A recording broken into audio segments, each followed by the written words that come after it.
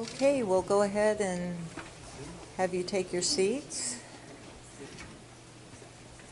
And I want to welcome everybody tonight to our forum. I'm Lisa Thornhill, President of the Santa Maria League of Women Voters. And our league, along with the Santa Maria Times, is bringing the candidate forum for our sheriff's race that's coming up in June. Tonight we'll give you an opportunity to learn who the candidates are and ask questions that we will circulate later in the meeting. Just to let you know, the League of Women Voters, we are a nonpartisan political organization. We encourage informed and active participation in government. We work to increase understanding of major public policy issues and influence public policy through education and advocacy. We believe that if we as the United States citizens, the right to vote is something that we need to treasure and we need to use. We register as many voters as we can so that people have their say and can support their values and others' values through the election system. The other piece that we believe in is that we have informed voters. A lot of times there's a lot of language and information that is hard to understand. We publish information, for instance, pros and cons on different measures, and then we provide candidate forums so folks can get to know the candidates and be able to vote as an informed citizen. The other thing about the league is we reach out to the community. We do a lot of information and registration sessions. We have a lot of information that we have through the state and the national leagues. Coming up for our local league, we have our general meeting in June, and we do encourage everyone and anyone who's interested to join and find out how you can be a part of making a difference in your community. We also have a fundraiser on May 12th. It's at the Civic Theater, and it's called Women Have Curves, Real Women Have Curves. And it's the day before Mother's Day, and last year we had a wonderful time. So we have tickets for that as well tonight. We're very excited to collaborate with the Santa Maria Times again. The information that we get to our community is valuable. And we're also fortunate tonight to have Jennifer Dolan moderate tonight, and she will introduce the speakers, and she will go over our process for tonight's forum. So, Jen.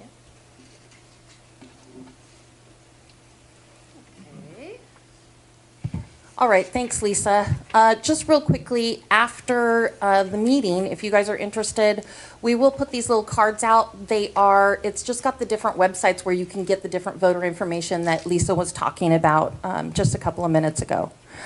Okay, so let me start with our format. Our format is, I'm kind of the transition person in between basically a more formalized discussion that the candidates are having. And so the purpose of any candidate meeting is basically to allow candidates to kind of have their say and speak for themselves and directly to voters. And so we're super excited that we are also having this recorded, and it will be available on TV so that the information can keep going on.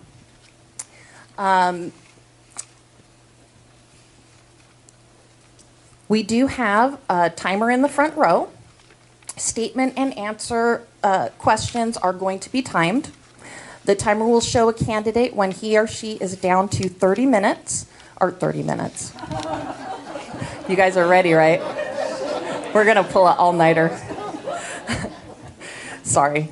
A warning at 30 seconds. We're gonna start in alphabetical order, and basically our format just goes an introduction. Each of the candidates will have a couple of minutes to talk about themselves, just kind of introduce themselves to you.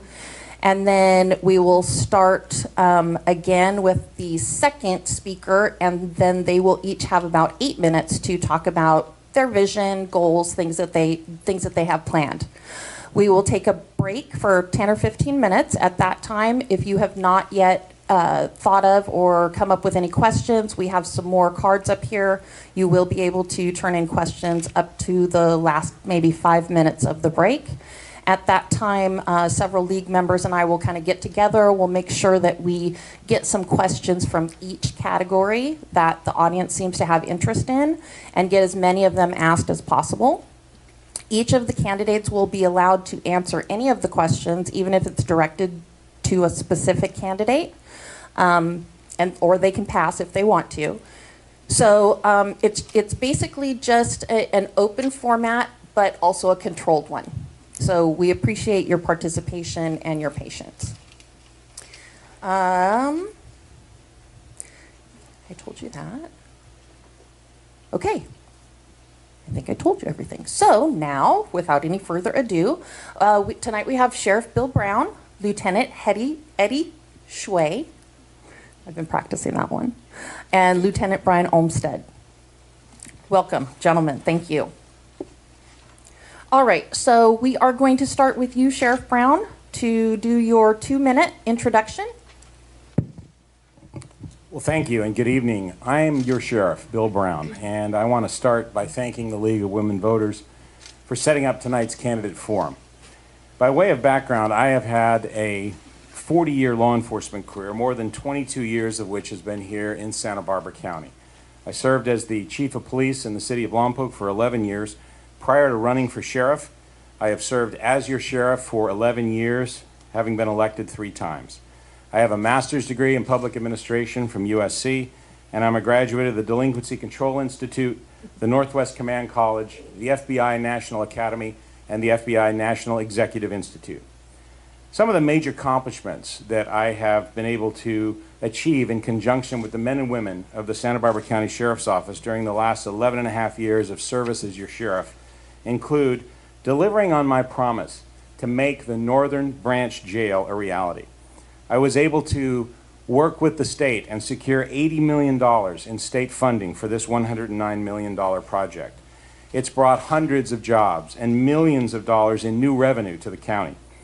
And we will have a state-of-the-art custody facility designed to provide enhanced education, programming in substance abuse treatment, anger management, and other life skills. I fulfilled other campaign promises by establishing a merit-based promotional system in the sheriff's office and by bringing back the DARE program that my predecessor had canceled. I expanded the gang and narcotics unit, and I oversaw the merger of the sheriff and fire aviation units. I guided the sheriff's office through the most turbulent financial times in its history. Since 2007, 11 straight budgets that were either declining or status quo, a loss of 90 general fund positions, but not a single sworn member of the sheriff's office laid off, all those reductions achieved through attrition. I've led the sheriff's office through a series of critical events, several despicable mass murders, a dozen major wildfires, the recent Montecito mudslides. And I haven't just focused on local law enforcement. Sorry, Sheriff, but you'll have your other 8 minutes. Lieutenant Hsueh. I'd like to echo the thanks from the sheriff to the League of Women Voters, the public that's here, and the audience at home. I have some important thoughts, and I don't want to miss anything. I hope you don't mind. I'm going to read from this. I'm Lieutenant Eddie Hsueh, a law enforcement officer with over 32 years of local experience in Santa Barbara County. I've served the county proudly for over 3 decades. I grew up here in Santa Barbara, and now I live in Solvang with my wife, Tina. We have 4 children together, a grandchild, and 1 on the way. I have the experience, the training, and the energy to serve as your sheriff. Currently, I serve as the chief of Solvang and Buellton's police departments and oversee the law enforcement services at the Chumash Reservation. My wide range of experience includes patrol, community resources, SWAT, records, rural crime, court security, civil, training, and administration. My formal training includes over 2,700 hours of police training. I'm a graduate of the Sherman Block Leadership Institute and plan to pursue a master's degree in criminal justice. Having been assigned to train aspiring academy recruits, as well as officers, is recognition of my experience and skill. And I've been honored to receive the State Assembly and Citizens Council on Crime Awards for superior performance and conflict resolution, as well as the Attorney General's Commendation for Community Programs. I'll bring my long record of experience, achievement, community responsiveness to the office of the sheriff. As a non-politician, I'll bring a clean slate and new energy focused on the needs of our diverse community. I'm proud to have dedicated my adult life to working for safety of the community, and I would be honored to earn your vote. Thank you. Lieutenant Olmstead? Okay, thank you. I'm Lieutenant Brian Olmstead, and I grew up in New Guyana. My father was a firefighter, my brother is a firefighter, and I became deputy sheriff. How about now? Okay, sorry about that. I'll restate it. Thank you for coming tonight. I am Lieutenant Brian Olmstead, and I grew up in New Guyana. My father was a firefighter, my brother is a firefighter, and I became a deputy sheriff. Public service is in my blood. I've worked in the sheriff's office for 28 years under 3 different sheriffs, starting as a rookie and working my way up to a management position. I've worked or managed virtually every division in our department, including narcotics, gangs, human trafficking, homicide, IV Foot Patrol, and both North and South County Patrol divisions. I've managed the Civil Bureau and have maintained property and evidence. I've run the Training Bureau, and for 16 years I've taught at the Allen Hancock Police Academy. Along the way, I've earned a master's degree in business administration and graduated from the FBI National Academy. I've received the Narcotic Officer of the Year for the state of California. I've also received various department awards and have volunteered for Special Olympics, PTA, and for the last 8 years have been a Scoutmaster for Boy Scout Troop number 95. I've served as the Emergency Management Liaison and Mutual Aid Coordinator, establishing excellent working relationships with other law enforcement agencies and all the county fire departments. I've also established positive relationships with other agencies and emergency response organizations like the Red Cross and others. I am proud of our department's working relationships with other first responders and the public, but the work needs to be improved at the highest level. We need a new leader who will listen and learn and cooperate with partner agencies and community organizations. As sheriff, I will focus on issues here at home, preventing crime, improving response times, disaster preparedness, and meeting the needs of the mentally ill and people in crisis. I am proud to be endorsed by the Deputy Sheriff's Association and both the Santa Maria and Santa Barbara Police Officers Association, the County Firefighters Association, and Santa Barbara City Firefighters. I am honored to be endorsed by 2 of the county supervisors, Supervisor Adam and Supervisor Joan Hartman. And they don't always agree on many things, but they do agree that we need a new leadership in the sheriff's office. All right, thank you. So Lieutenant Hsueh, we will be starting with you with the 8 minutes, and it's not, I don't feel bad if you only go 7:45 or something. No one gets mad at you. But the same thing will apply. They'll give you a kind of a warning at the 30-second mark. Okay. I want to address our mission of assuring the safety of the public, crime prevention, improved response time, and improved morale of our public safety personnel. Many challenges must be addressed. I have the experience and commitment to make necessary changes. We have many opportunities to improve, and that's good news. I want to focus on my priorities in 3 major areas: fiscal responsibility, employee retention and morale, and public trust. Fiscal responsibility is critical because the sheriff's budget is one of the largest parts of the county's budget. I'm committed to reducing our costs and the burden on taxpayers while improving the delivery of public safety services. Here are just a few initiatives I'll pursue as sheriff.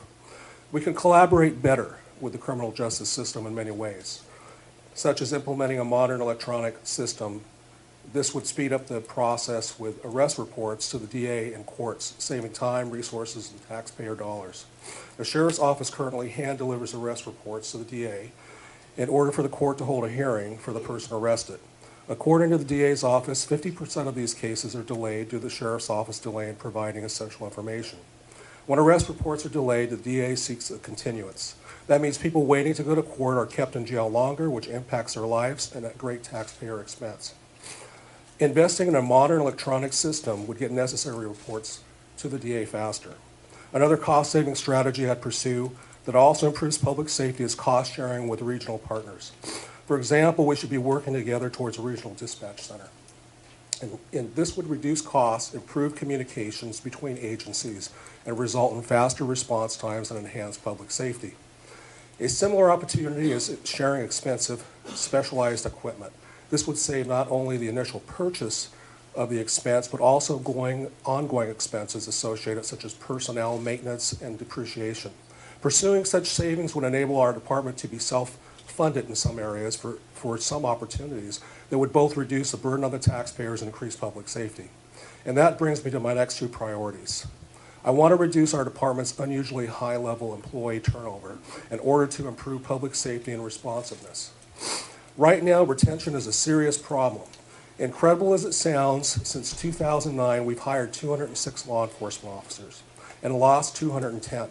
A recent HR report shows last year 40% of our separations were non-retirement losses and 72% went to other agencies. And here was why this matters. Rapid attrition costs the department in two big ways. First, recruiting and training new officers is expensive. And second, when we experience staff shortages, to assure public safety, we must resort to having officers work overtime, which is also expensive. Also, too much overtime and resulting officer fatigue can lead to mistakes and accidents. Too much overtime also increased costs of sick time, workers' compensation, and lawsuits. All of this harms morale, which also leads to employee attrition. In the end, losing our valued employees prematurely impacts public safety. We lose a treasure trove of on-the-job experience. I'm convinced we can reduce turnover. Here are some ideas. We can invest more in our officers, including more training, such as how to deal with high-stress situations and people with mental illness, education about gun violence restraining orders, enhanced training on the use of force. We have to do more than what's minimally required. We must continue to find ways to reduce overtime that taxes morale and our department's budget. We need to improve the quality and pace of our recruiting and place more emphasis on recruiting people with roots in our community. We need to work closely with the rank and file to better understand the reasons for our high attrition rates and low morale. And I would also undertake simple low-cost investments to improve the work environment, such as painting and replacing worn carpets. I've seen firsthand how simple steps that show we value our employees improve morale, and their job satisfaction makes a big difference in their willingness to stay. The challenge of improving employee retention is not unique to us, so I'd research and implement the best practices other departments successfully use to address high officer attrition, such as a more robust use of volunteer support. The recent fires and mudslides are a dramatic reminder of the importance of being fully staffed with the right skills to deal with emergencies and the day-to-day work of serving our residents' needs. I'm convinced that improving our employee retention, their work environment, will ultimately benefit our community most of all. And third, and maybe the most important challenge, is increasing public trust. More than 32 years of law enforcement experience has taught me that wherever you go, public trust is key to ensuring public safety. We need people to be willing to report dangerous crimes, but the trust of the public must be earned. I know that we can and must do a better job to gain the public's trust. Many law-abiding citizens in the community tell me they don't trust us to do the right thing. Some perceive unfair treatment or excessive use of force. Some are concerned about how taxpayer dollars are spent.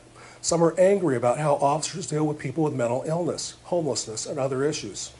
And many people feel they don't have a voice in what's happening in our agency. We need to give officers more tools to deal with special circumstances, such as if someone is impaired with mental health or substance abuse issues. With proper training and sufficient resources, we can make sure that if you call us, you can be confident that we know how to help. I'm experienced in this type of training. For example, I spearheaded a new program which includes crisis intervention training. This program gives officers skills and techniques to de-escalate a situation when dealing with people with mental illnesses or disabilities. Such training makes it safer for the community and safer for the officers by preventing an already stressful situation from escalating. The community needs a voice to build positive relationships and trust with law enforcement. I plan to initiate a collaborative panel to discuss community needs and help identify what's working and what's not. This will include a diverse group of community folks, leaders, and officers so that together we can understand and address the community problems in a non-confrontational, solution-based environment. My vision is to continue to build meaningful, sustainable community relationships. I will take the lead to earn the public's trust through increased officer training, public engagement, and accountability. I'm committed to not just keeping you safe, but making you feel safe whenever sheriff services are needed. Thank you. Excuse me. Thank you. Lieutenant Olmstead. Thank you. As sheriff, I'm going to work on the following items and develop plans to implement these. Sorry again. As sheriff, I will implement the following plans and solve several different problems we have. One of our biggest problems is the retention and recruitment of employees within the sheriff's office, specifically with the sworn and the dispatch staff. As of right now, we have over 56 vacancies in the sheriff's office. That's 56 people that can't respond to emergencies. It was 56 less people we had to respond to the debris flow and other emergencies. That's a two-pronged approach. We have to work on retention. We have to improve the morale. We have to minimize the mandatory overtime because people are leaving too early. People are leaving that have several years left, or they're going to new departments because they're tired here and they need to feel that their input is important. By listening to the deputies and the custody deputies and the dispatchers and taking input from them, that will include retention, improve retention. With recruitment, we have these vacancies, but we need to do more for recruiting deputies. We need to do outreach to the schools. We need to recruit from within the county. A lot of times we're recruiting from outside the county, or out-of-county residents are coming in, and then after they get trained, we spend a couple $100,000 on their training, they leave to other agencies, whereby we have to repeat the training and spend another couple $100,000 getting them through where they can be by themselves and work a post. Along with these vacancy rates, we have a huge fatigue problem here. Fatigue in law enforcement causes injuries, causes mistakes, and increases the cost of taxpayer money being spent. It's wasteful. By working on recruitment and retention, we'll be able to minimize the mandatory overtime, which has been going on over 15 years in the jail, and solve some of our other problems, and minimize the cost due to lost time, workers' comp injuries, and also the problems related to when families aren't seeing their spouses. With the overtime issue, we need to address overtime. Some of that will be addressed by increasing staffing. Overtime for the last 5 years, we've been over budgeted in our overtime by $4.5 million every year. This is $4.5 million that we can be spending on crisis intervention, mental health, addressing mental health issues, and other equipment and improved maintenance on facilities. We've spent, in the last couple of years, we need to pay attention to what we're paying on overtime. You know, the current sheriff, he authorized overtime for deputies to ride in the Rose Parade. It doesn't help the community here. We hosted a state sheriff's conference, which cost us in staff time and overtime over $120,000, and took 2 years to plan and took staff time away from addressing problems within the department. Another issue, we need to work on employee wellness. Like I said, with the tired deputies and custody deputies, we're having injuries and other problems, and people are not wanting to work here. We need to develop an employee wellness program that will help them both physically and mentally. To this date, we went through one of our biggest disaster in the department's history, the Montecito debris flow, and we still haven't done a critical stress debrief on any of our employees. And the amount of disaster and the amount of tragedy that the deputy saw, it was devastating. And we need to make sure that we're taking care of our employees mentally.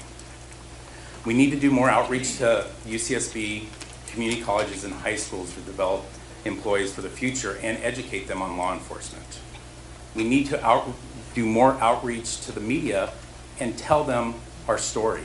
A lot of problems that come between interactions with law enforcement and the community come from people not understanding law enforcement and the procedures and the best practices of law enforcement.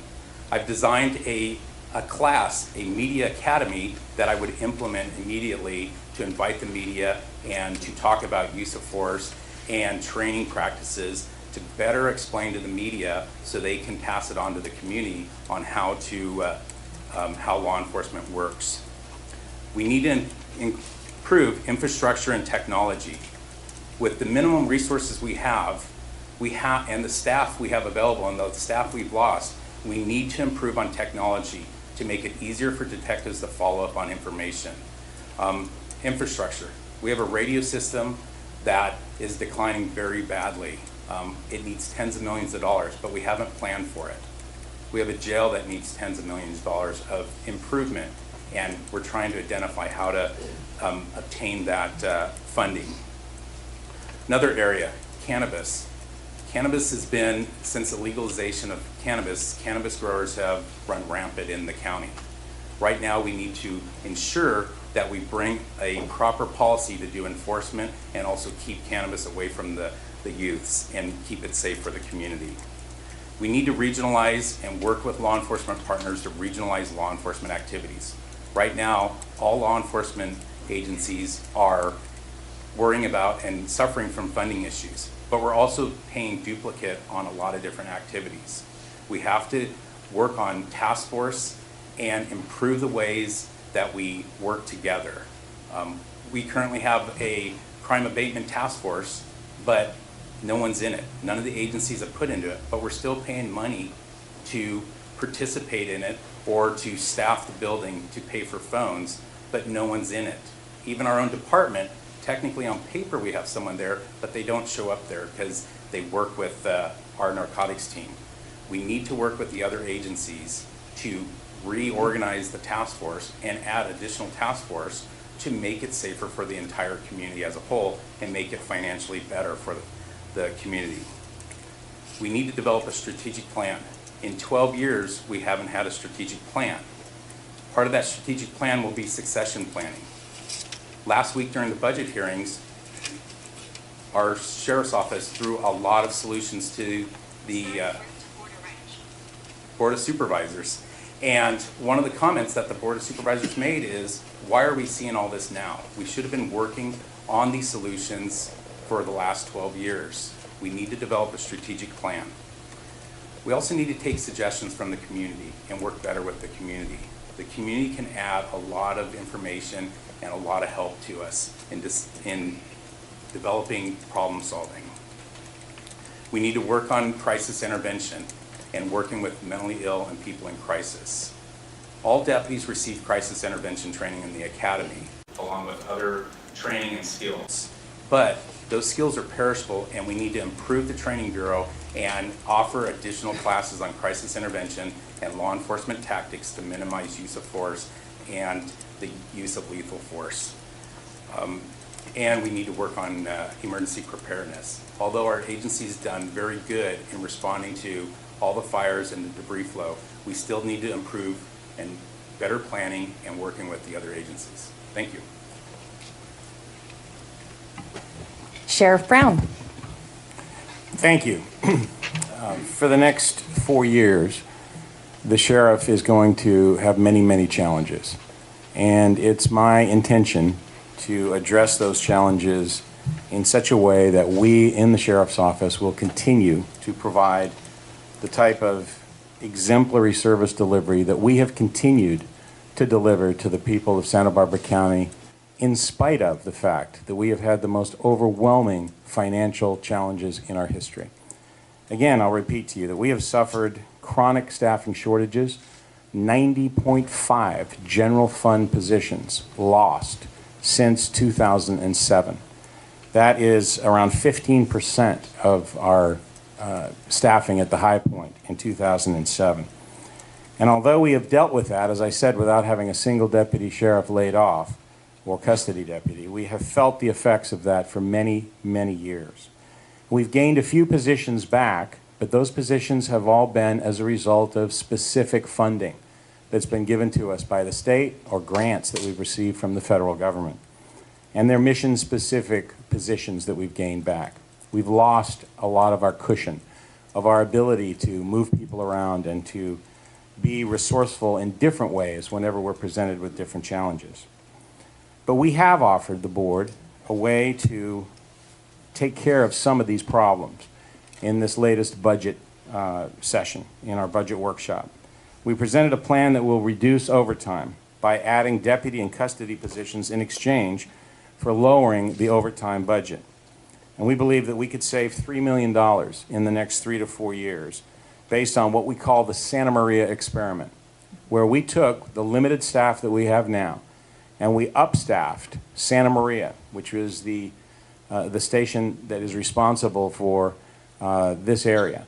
We upstaffed it with a sufficient number of people to see if we could reduce the use of overtime.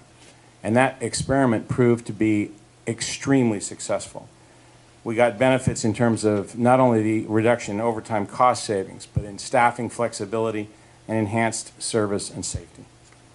And we are optimistic that the board and the CEO will look at that plan positively as we move forward. We certainly do have to fill, and we are in the process of filling our vacancies. But the situation is not quite as dire as my opponents would have you believe. The reality is we do have a high number of vacancies, but we always have a high number of vacancies at this point in time during the year, because March the 28th is the typical cutoff time for people who are going to retire during any given year. And as a result of that, we have had 27 retirements last year, and this year to date we've had 17 retirements. And those retirements are based on cycles of when people came into the organization and when they go out. And the budget ups and downs, the roller coaster that we're dealing with, is not unique to us at the present time. It's happened periodically, nowhere near to the extent that it has been of late, but it has happened in the past that we've had more people hired during certain times and less during others. So it does impact the number of people that leave. We currently have 55 vacancies, but what my opponent did not tell you is that 28 of those vacancies are deputy sheriffs and 13 are custody deputies. The others are professional civilian staff who do not respond in the field or in the jail to emergencies. This follows a trend, unfortunately, which is something that we're seeing in law enforcement. Everybody's having trouble with recruitment and retention. I just want to give you a quick example of that was recently in the news. The Los Angeles County Sheriff's Department, which is significantly larger than our agency, they spent $260 million on overtime last year because they had 1,000 vacancies in their organization. And if you extrapolate the number, and if you look at our numbers compared to their numbers, they spent about twice as much as what we spent in overtime on our overtime budget.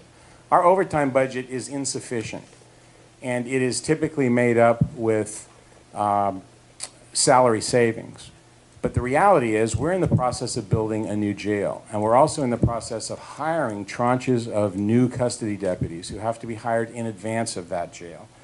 And those are the reasons that those new hires, those people have to be trained.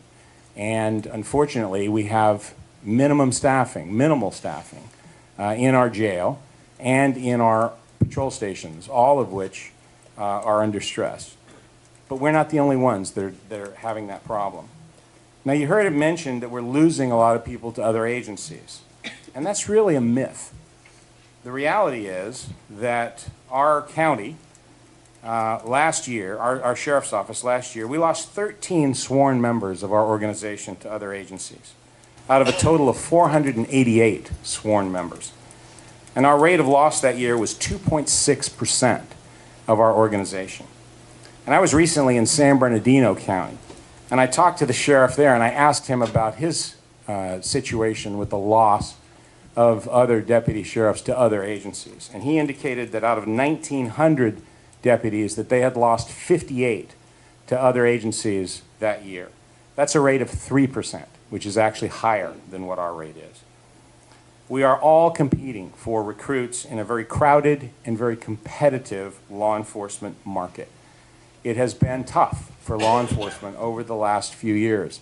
And I'm sorry to say that fewer people are choosing law enforcement as a career now than they were in the past. So we have to get smarter. We have to focus on getting those people into our organization. And we have to do it by doing different things and thinking outside the box. And we're doing that.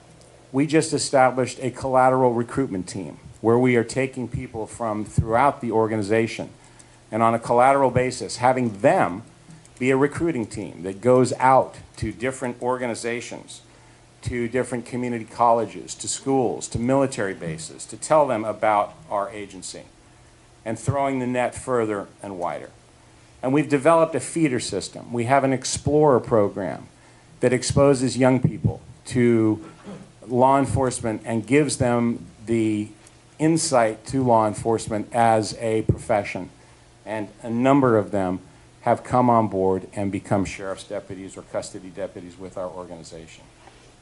Now, in the next few years, the new sheriff is going to have a lot of responsibility with respect to the new jail. We're building this new Northern Branch jail, which has been desperately needed to relieve overcrowding in our antiquated old jail, in our main jail in the South County. And I'm pleased to say that that new jail that we're going to get is going to be a state-of-the-art custody facility right here in the Santa Maria Valley. And it's going to result in improved conditions for inmates and for staff alike at both the new jail and the old jail. It'll have expanded programming, which will allow for rehabilitation, recovery, and education treatment. There'll be basic adult education. We'll team up with Allen Hancock College, with vocational entities like the plumbers and pipe fitters. And our goal will be to revitalize lives, turn destructive people into productive people, and reduce recidivism. And I want to just talk briefly about mental health, because the mental health issues are very, very important. I'm positive there's going to be mental health questions coming up. So thank you very much, all three of our candidates. Our break is going to start now. So just as a reminder, there are cards, so hopefully some of you that are interested in turning in a question, if you have it now, you can bring it on up to the podium. If you are still thinking about it, you have a few minutes, and then anybody you see with the league button, you can hand them your question. Do remember that we will try to get to as many questions as we can, but we'll try to hit all of the topics that come up. So thank you, and we'll see you in about 15 minutes. Thank you.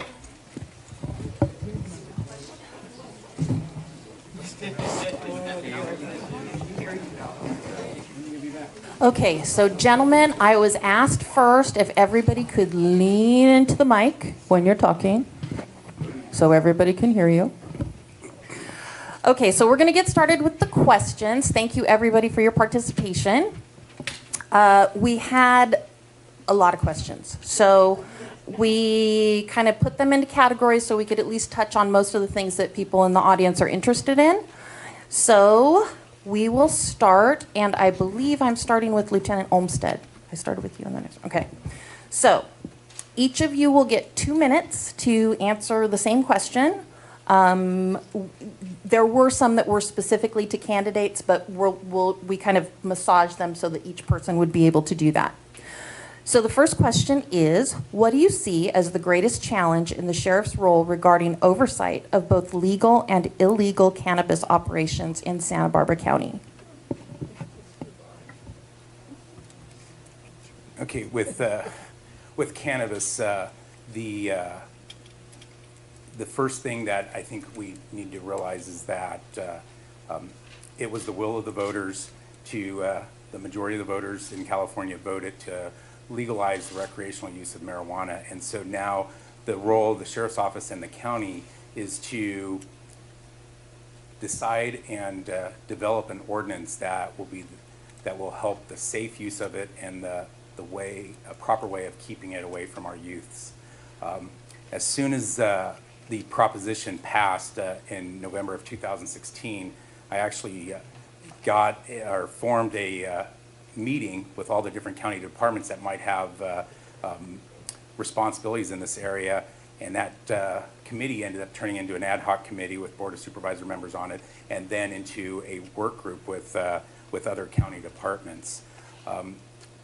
Over the last year and a half, we've developed an ordinance, both a land use ordinance and a business licensing ordinance, and with some fee structure in it. And the role of the sheriff's office obviously has been staffing with the marijuana laws and the ability to enforce the laws. And unfortunately, a lot of the area was in a gray area where it was hard to enforce due to the state laws involving collectives and the medicinal use of it.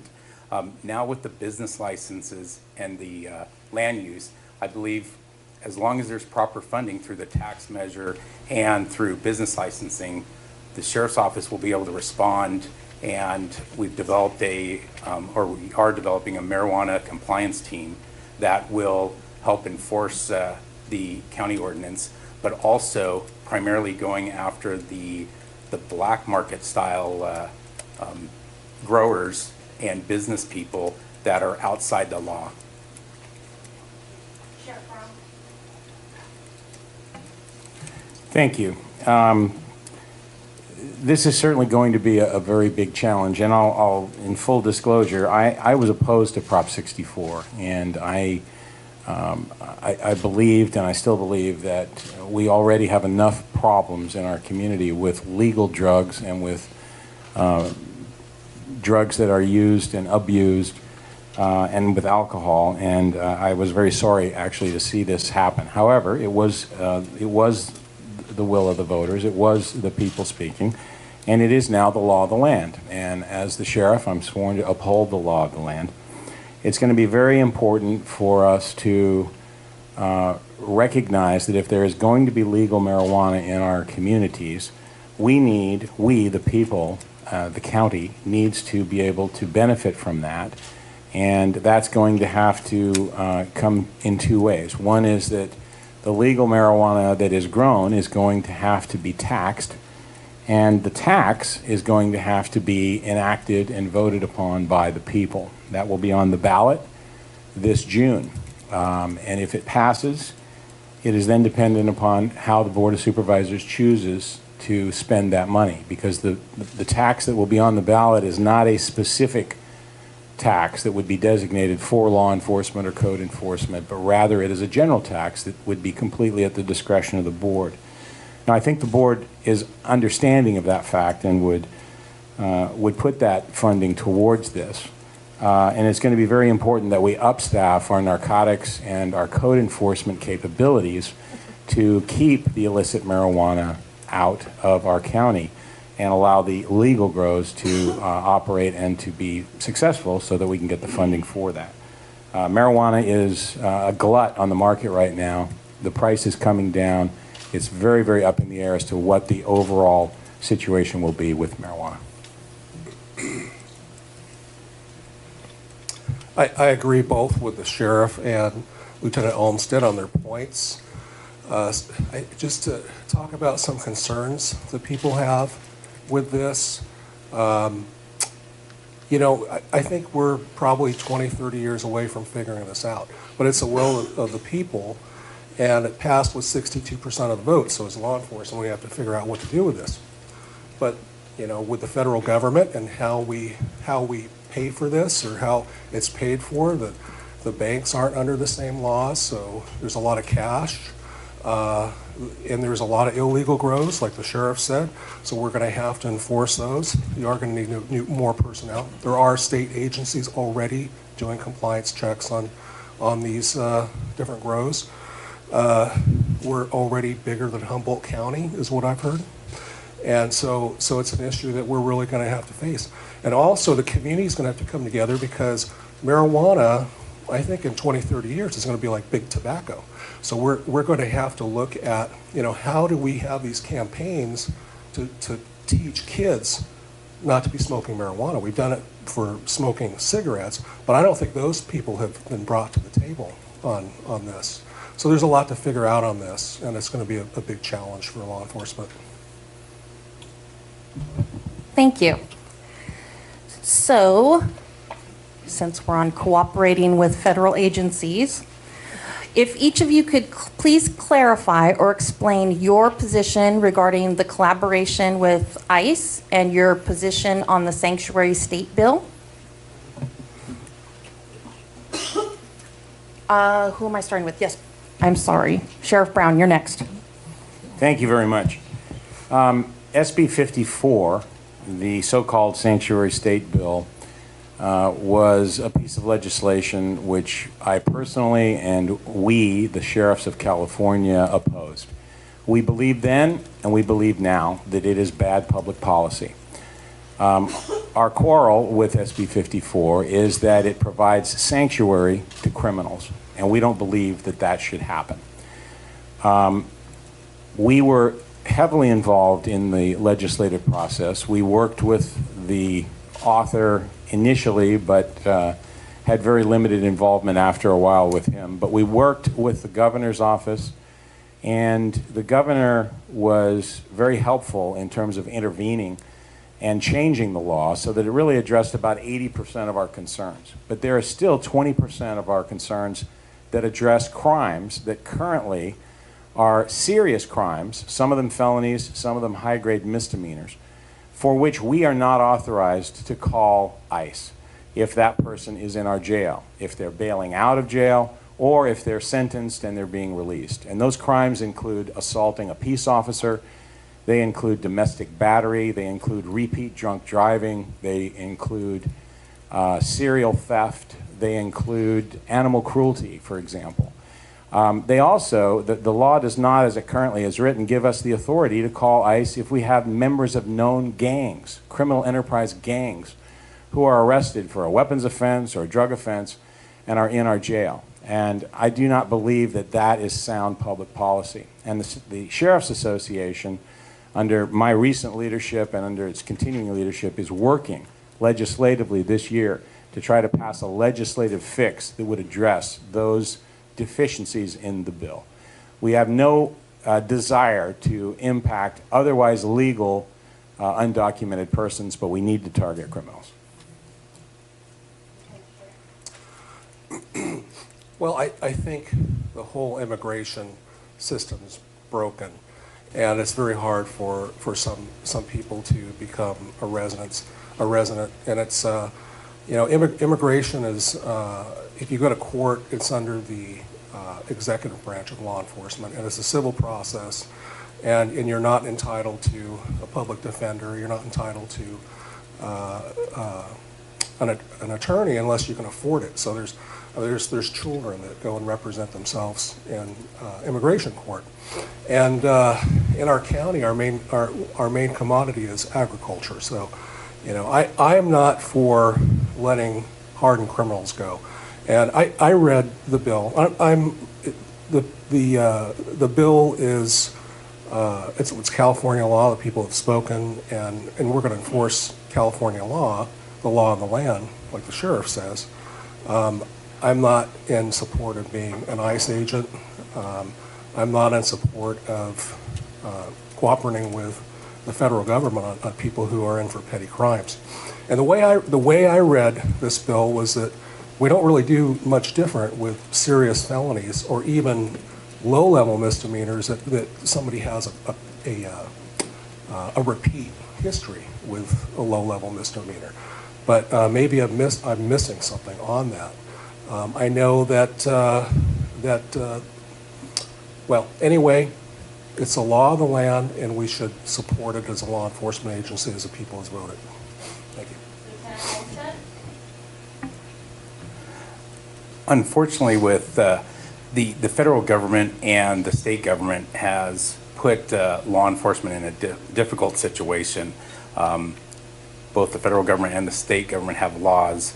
And the problem with SB 54, like the sheriff said, is that it limits our ability to protect the public. There's several laws that need to be added, violent felonies, like the sheriff said, that need to be added where we can cooperate with the federal government to protect people. Our job is to protect the community and remove people that are felons and dangerous people from hurting the public. When I look at it, I'm always worried about a law that restricts law enforcement's ability to protect the community. Several responsibilities that I have: narcotics investigations that I manage, and also human trafficking. These type of laws that limit our ability to remove serious felons from the community affects those type of investigations. We need to change some of the laws to allow us to work with the federal government, or continue working with the federal government, and also be able to seek federal money and grants to investigate like human trafficking and narcotic interdiction. Thank you.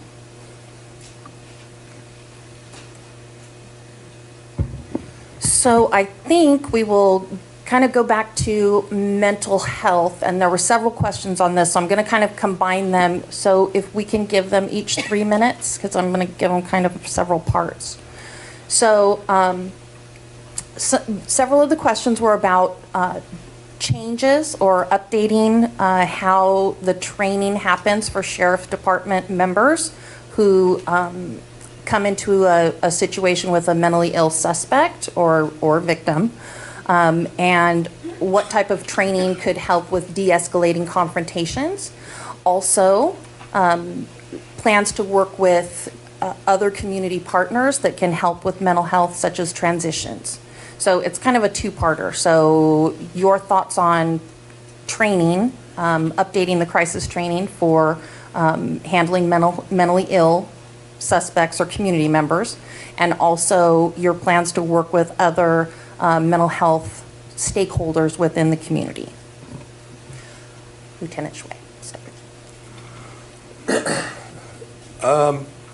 In 2015, I went to the undersheriff and said I wanted to start this program with crisis intervention training and a behavioral sciences unit. And so we got the go-ahead, and we did this without costing the sheriff's office or the county money, except for officers teaching the course. We recruited volunteer psychologists. We partner with behavioral wellness, different service agencies, NAMI, National Alliance on Mental Illness, and Families Act, and different community groups to put together this program. And since then, we've trained over 700 officers in the county in crisis intervention training in an 8-hour class. I personally certified the class through POST, the Commission on Peace Officers Training, Standards and Training, and STC, the State Corrections and Training, for jails, probation, and for law enforcement. And then I worked on certifying a 40-hour course, and back in November we put our first 40-hour class on, and we got 38 officers, dispatchers, different agencies from actually around California through the course. And so our plan is to have that course twice a year and have about 25 to 30 8-hour classes every year. So it's ongoing training, but you have to really think outside the box and be creative so it doesn't cost the sheriff's office money. We paid for this by charging a tuition to outside agencies and got our own personnel trained by doing that. It's very important in the community. If you look nationwide, there's estimates up to around 50% of the use of force we use is perceived to be on people who are mentally ill, and the rest is probably on people who are substance abuse folks. So that type of training is very important, involving de-escalation, slowing things down, being able to use compassion and empathy to speak with people, and integrating mental health services with law enforcement, which is a successful, proven thing in other counties. We have LAPD has a SMART team, system-wide mental health assessment team. San Diego has PERT, psychological evaluation response team, and it's very important, and we need to keep moving forward in this direction.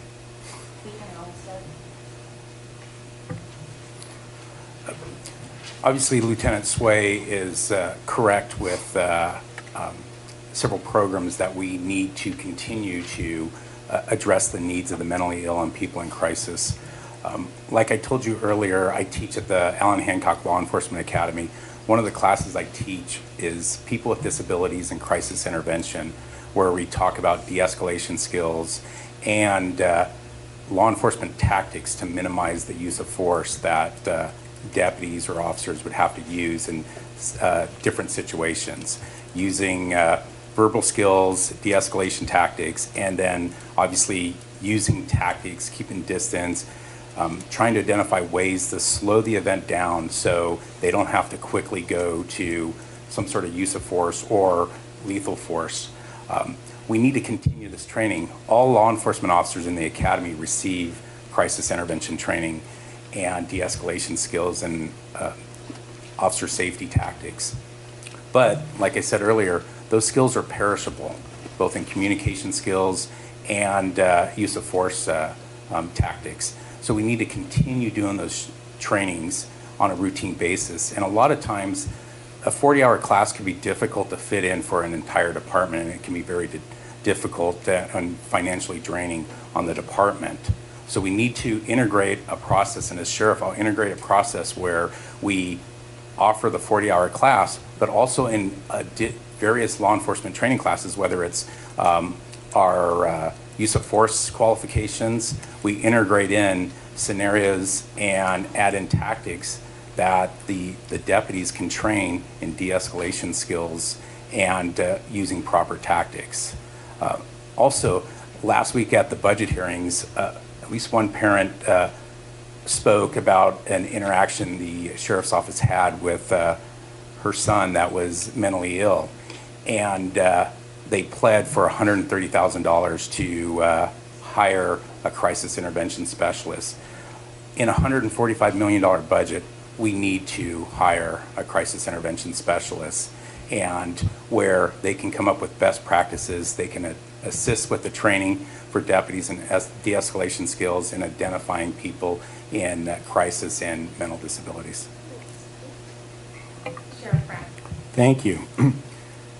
Well, I certainly agree that mental health and mental illness is a topic that is something that we need to be very, very concerned about.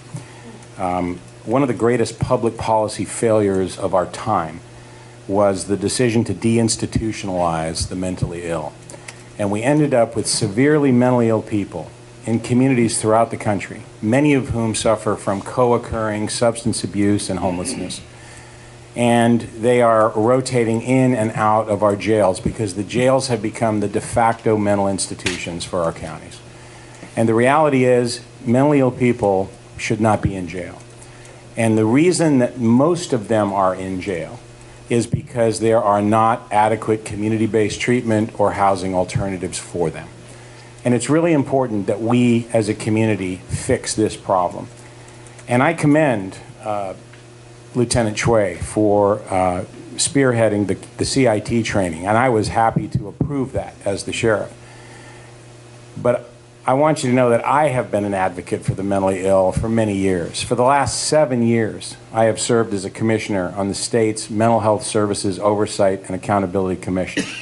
I've been appointed by 2 governors, one a Republican and one a Democrat, to serve on that commission. I've chaired the Criminal Justice Committee, and that committee studied this issue, the involvement of the mentally ill with the criminal justice system, for the past 2 years. And in November, we issued a report called Together We Can, Reducing Criminal Justice Involvement for the Mentally Ill. And that report is a roadmap, a toolkit for counties to address this vexing, perplexing problem that haunts not only us, but every county in our state, and indeed every community in our country. And there are some good things that are happening. And what we did in this study is we went across the country, we went throughout the state, and we looked at places that had best practices. We looked at how communities had worked together to solve these problems.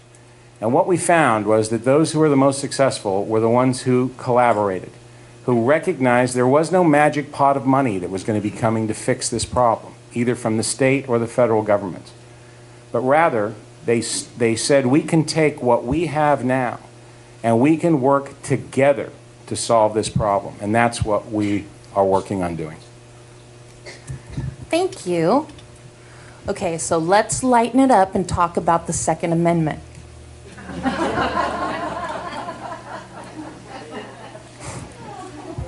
Okay, so this is a question for each of you. Lieutenant Olmstead, we'll start with you. What is your view on concealed carry permits, and what would be your policy? Obviously, this is a big topic. It's probably one or two on the top questions that are asked during this race. Primarily, it has to do with concealed weapons permits. The state of California has a law that allows the sheriff to issue a concealed weapon permit. I will follow the law. My caveats are that, and to go along with the law, is that one, you can't be a prohibited person, obviously. Two, you have to have a training class, and I will evaluate the training class to make sure that it's an intensive training class that teaches responsible use and carry of firearms, plus also proper safe handling of firearms. Three, you have to have an extensive psychological interview to confirm that you should properly or should have a firearm. Three, you have to be able to qualify with the use of that firearm properly. And it has to go along with the training. And lastly, you need, the program has to pay for itself. My prior experience working in the training bureau, because there are people within the county that have been issued concealed weapons permits, and the servicing of those individuals takes a lot of time from Sheriff's Department employees. And that's time that's taken away from training other deputies and custody deputies. And so the program needs to pay for itself properly, because we have very limited resources, and now we're taking away from our primary responsibility of training deputies, training custody deputies, and servicing this ability to give concealed weapons permits. So as long as those criteria are met, I will follow the law with concealed weapons permits. Sheriff Brown? Thank you. I believe that the key to this issue is the same as to any issue regarding the regulation of firearms, and that is balance. It's really what's lacking in so many things and so many approaches that we have today. My position is pretty well known on concealed weapons licenses. I will issue concealed weapons licenses under a two-pronged test. Either someone has a vocation or an avocation that requires the carrying of a firearm, but they don't otherwise have the legal authority to do that. Examples of that would be, avocation-wise, would be someone who's a reserve peace officer, for example. A vocation could be a jeweler that transports large amounts of diamonds, a firearms dealer who transports lots of firearms and is potentially subject to robbery. I provide concealed weapons licenses to judges, to private investigators, to people who have a legitimate reason for carrying a firearm in the course and scope of their employment. I also will provide a concealed weapons license to people who have a credible threat that's been made against them or a member of their family. And I believe that those reasons are legitimate reasons, and I have about 80 licenses that are issued throughout our county for that. But I want to be very clear. Although I am stringent in terms of those requirements, I do recognize that the Second Amendment is also the law of the land. And I am a firm believer that it is a right that Americans are entitled to. And I have always been, throughout my life, connected in one way or another with firearms in terms of being a competitive shooter, and I still am to this day. And I believe that firearms, properly owned and properly used and properly employed, are a source of recreation, they're a source of protection, they're a source of can be used in hunting, they can be used in a variety of things with legitimate and lawful purpose. But I don't think that our county And our county specifically is well served by having a proliferation of concealed weapons licenses. I will issue them, as I said, to people that have a legitimate reason, and the other categories that I didn't mention would be, for example, ranchers, farmers, people who are out in remote areas. Those people, I believe, are people who should be considered for those concealed weapons licenses, and I do issue them to them.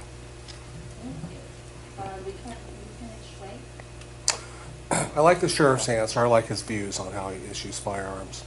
I have just an added to that. I've been a law enforcement firearms trainer, and I've been around firearms my whole life too. I feel that not everybody should have a firearm. Peace officers go through stringent training. They go through a psychological. They go through a background. They go through a polygraph examination, and they have ongoing training. I think that when we do issue concealed carry permits, people need to be they need to be well trained with the weapons to prevent accidents and know how to properly handle that. And I would like to see us train the people ourselves and have contact with them every year to be, rechecked and recertified and make sure that they're still in the same their mental health and their same mindset that they were when they qualified to have that firearm. But I would follow the laws of the land, and but I would like to see us have a little bit more involvement in what's trained and who has these. All right, thank you. So we're getting close to the end. So I have two more here that I really want to get to. So that'll be it for tonight. So the last question again is kind of a conglomeration here. What has been done and can still be done to improve conditions in the Santa Barbara County Jail, including with medical facilities, safety of both officers and the inmates, and overcrowding was up in there as well. Is that part of jail safety, I would think? Okay. So we'll start with, who was I on last? Does anybody remember? Sheriff Brown's turn. Thank you. That was my husband back there telling me. Can we do 2 minutes each? Sure. Well, as I indicated earlier, I fulfilled a campaign promise by making the Northern Branch Jail a reality. This is something that my predecessors tried and failed for 30 years to accomplish.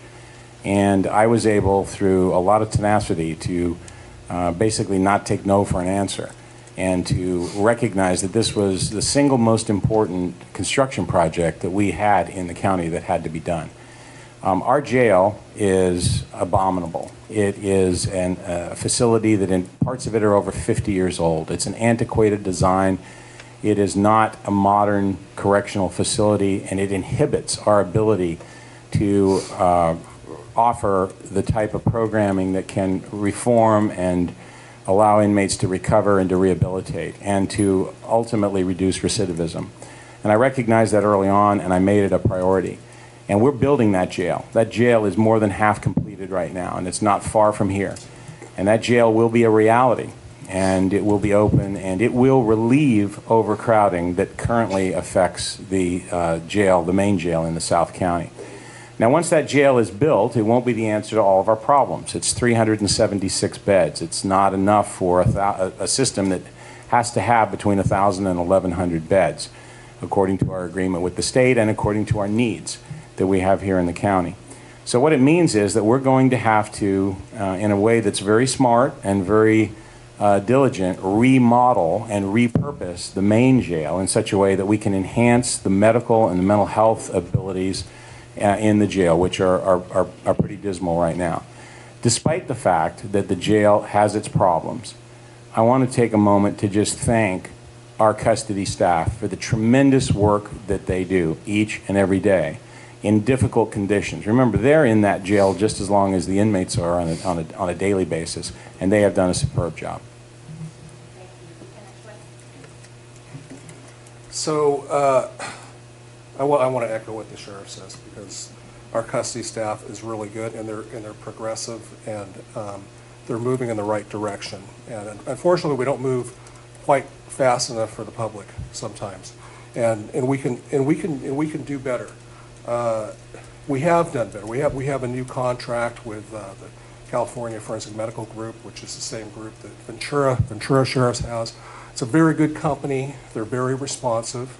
They're doing a much better job. There's some growing pains over there, but they're doing a much better job. And our jail's moving to direct supervision. And direct supervision is, if you look at community-oriented policing, it's a community in the jail. So when you're looking at the traditional jail is kind of like you're looking up from the outside in. And with direct supervision, you're inside with the folks that are in the jail. And so you're going to get better services, because you're going to create better relationships with the inmates or the people in the jail, and you're going to know if they're having medical problems, or they're going to have mental health problems, or if somebody's a victim by somebody else in the jail, they're going to be more likely to talk to the custody staff. So that's better. We're doing a better job. We're moving in a right direction in that. I'd like to see how often, if they do, okay. Well, anyway, there's lots we can do. We can. Okay. I was gonna finish, and I'd like to see if the assertive community treatment team makes regular visits to the jail through behavioral wellness, and I'm not sure if they do, but that's something that other jails do, and can assist. Well, obviously going third, you hear a lot of detail previously. So what Sheriff Brown and Lieutenant Hsueh said were correct with a lot of the areas. I mean, we need to minimize overcrowding. We have the new jail that's state of the art, and also we need to have ensure that we have good contracts with our medical providers. Additional things is another way to ease overcrowding is, as long as the inmate qualifies, we need to expand our electronic monitoring process, and where if they meet a criteria, they are put on electronic monitoring and released back to their house. The caveat to that is that we have to have the staff to make sure they're in compliance with their terms and do regular home visits to check that they're in compliance. If they're not, then unfortunately they have to go back into custody. We also have to look at the training and improve the training that's in with our custody staff. They do an unbelievable job in the facility right now, but we have to increase the training and give them more tools to work with the inmates and make the jail setting safer. Unfortunately, with budget cuts, a lot of times the first thing that gets cut is training. And also the way the state laws are right now, a lot of times we put new employees with very minimal training inside the jail. We need to ensure that their academies up front to make sure they're properly trained. Additionally, we have to reduce the mandatory overtime that's been in the jail for the last 15 years. That's a safety hazard, because our custody deputies are getting tired, and it's a lot easier to make mistakes and get hurt. And also, it's more unsafe for the inmates also when things happen. And then finally, we have to repair the South County Jail. And unfortunately, that's tens of millions of dollars. And we should have been identifying that 10, 15 years ago at least. All right, thank you. And so our last question, we will start with Lieutenant Hsueh, and then when we go to closing statements, we'll start with Lieutenant Olmstead. So the last question is, taking into consideration some of the problems with recruitment, so including kind of the low trust or interest that there is in law enforcement, and also the fact that morale of current employees has been discussed as low, how will you be able to recruit in this extra dangerous climate that is also existing in our communities? Was I starting? You're the Okay. starter this time. We have to look at different levels, and we have to look at a year from now, and we have to look at 20 years from now. So POST, the California Commission on Peace Officer Standards and Training, they started this pipeline program, and it's targeting kids that are in 5th and 6th grade to go out and mentor kids in law enforcement and get them interested in law enforcement. We have our own community resource deputies, and there's one community resource deputy, and I'm going to give him props, Dave Valadez, and I hope you're listening, because he went out on his own and he started recruiting kids and training kids in law enforcement, and it's not. These are deputies doing this on their own. They're not, staff is not going, hey, go do this. So he goes out and he gets them fit and through law enforcement training. And a lot of it's on their own time. So we've got to hit the schools. We've got to hit the colleges. We can't forget the military. The military is still important. There's a lot of programs in the military that in other industries where the military trains their folks and they get them civilian certifications and they have jobs before they get out of the military. And I think we're missing the boat on that. Now that also comes with taking care of your employees, employee wellness, PTSD and issues like that. But we have to address that for our law enforcement folks too. And I'm out of time, so I could go on for like 2 hours. Okay. Like was stated, recruiting's very important, and it's a problem nationwide, unfortunately, for law enforcement agencies. Some of the ideas that I have to help recruit is, and some agencies are doing it already, is we need to look at ways to offer recruiting bonuses, both to potential employees coming in, where you have a staged recruiting bonus as they stay longer. They finish training, they get off probation, they're there for 5 years. It's a very little investment for the potential of recruiting employees and filling those vacancies and not spending so much in overtime. Also, develop a recruiting bonus for current employees so they could go out into the community and recruit people, their neighbors, people they run into, and give them an avenue and a bigger incentive to go out and try to recruit into the agency. We need to, like I stated earlier, go and outreach to the schools. And sometimes this could be a very long investment. If we go out to UCSB, then we can almost immediately get them within the next couple of years, but we need to outreach to the high schools. And that's a 6-8 year investment that we're putting in to get people as they graduate high school, they go to college, and they come back. We need to increase the Explorer program. And also, we need to outreach to the media and have the media educate about law enforcement, because there's a lot of misperceptions, usually from Hollywood, things like that, that we need to educate the community on what it's like being in law enforcement in Santa Barbara County. And lastly, we need to ensure that the deputies and custody deputies and dispatchers are properly compensated.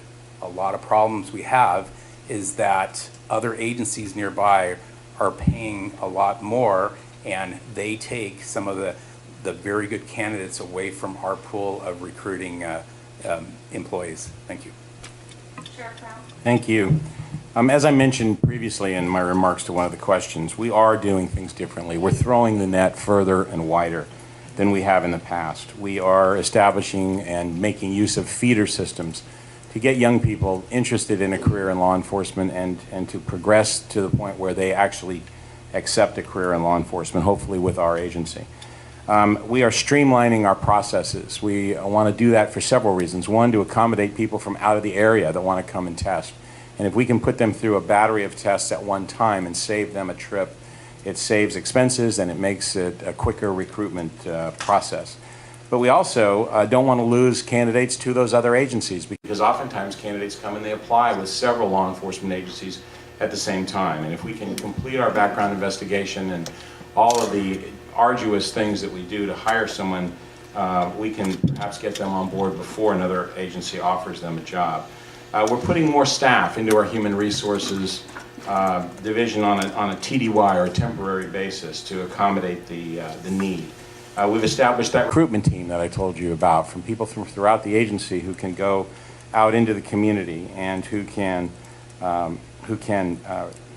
tell people what a great organization we have. And we do have a truly great law enforcement organization. And finally, as was mentioned, the compensation for law enforcement officers, the compensation for our sheriff's deputies and for our custody deputies has to be competitive to the market. And the sheriff doesn't set those salaries. The sheriff doesn't set the budget. That's something that the Board of Supervisors sets. And they have to look at this and really make sure that market studies are being done that are legitimate and that are equitable to our people. And lastly, we will not, no matter how difficult it gets, we will not lower our standards. To put someone who's unqualified out on the street, to put someone in a patrol car with one of our deputies is just like giving them a defective piece of equipment, and it won't be done as long as I'm the sheriff. All right, thank you to all three of you. We are going to take 2 minutes each now to do any type of a wrap-up, any last thoughts, things you want to leave us with, anything like that. Lieutenant Olmstead.